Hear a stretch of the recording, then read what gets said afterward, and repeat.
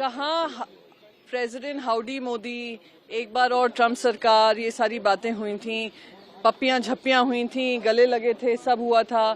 President Trump और उनका जो केमिस्ट्री बताई जाती थी, मोदी जी की केमिस्ट्री बताई जाती थी, कहा करते थे कि अच्छी केमिस्ट्री है दोनों की और हमारे स्ट्रॉन्ग एलाय हैं, स्ट्रेटेजिक एलाय हैं।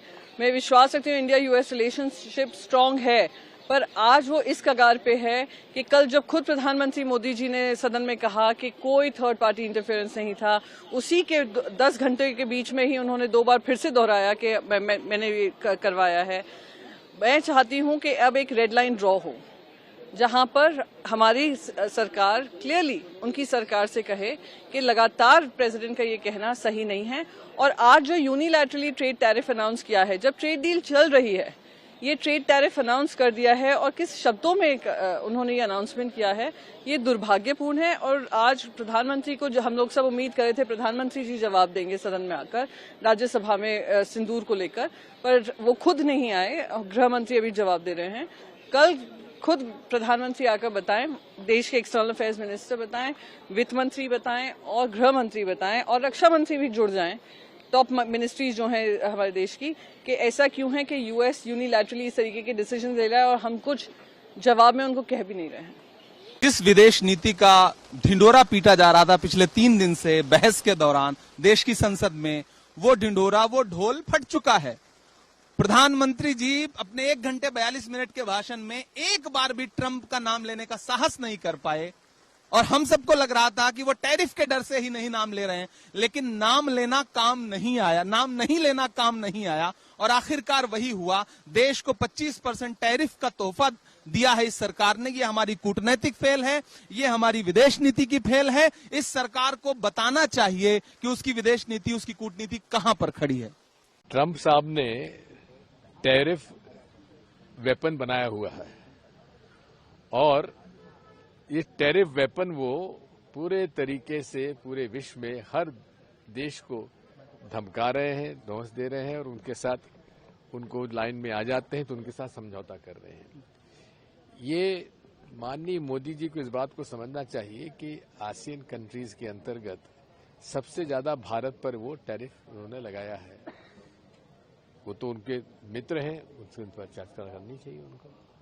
सर, कैसे देखते हैं, वो लगातार कह रहे हैं कि भारत लगातार ज्यादा टैरिफ लगाता है, भारत को हम टैरिफ लगाएंगे तभी ठीक रहेगा और लगातार वो ये भी कहते हैं कि हमारी कंपनियां भारत में ट्रेड करें।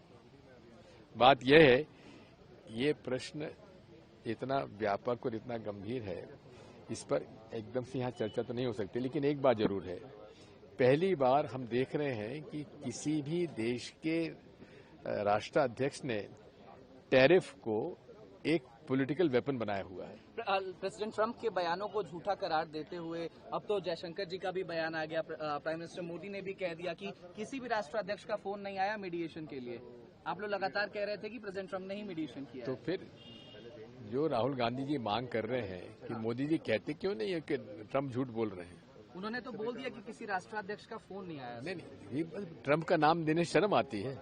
140 करोड़ का आबादी का देश है, दुनिया का सबसे बड़ा लोकतांत्रिक देश है।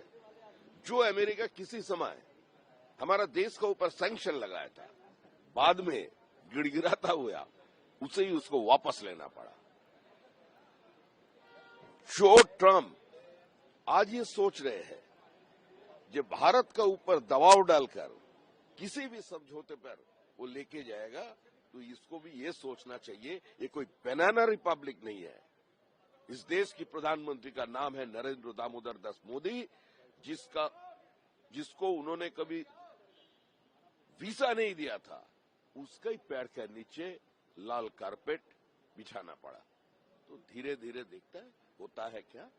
और अमेरिका और अमेरिका की किसी भी सहयोगी देश अगर इतना बड़ा प्यार से अपने आप को अलग थलग कर लेगा तो उसका दूरव्यापी परिणाम क्या होगा, अब देखते रहिएगा। अमित शाह जी ने आज इम्पोर्टेंट बात कही ऑपरेशन सिंदूर को लेकर, एक बार फिर से कांग्रेस को जवाब दिया और ये भी कहा कि ऐसे जो लीडर्स उनके बोलते हैं कि हर हर महादेव, कुछ भी अगर ऑपरेशन है तो रिलीजियस नाम लेते हैं, ये लोग जानबूझ के हमेशा ऐसा ही करते हैं।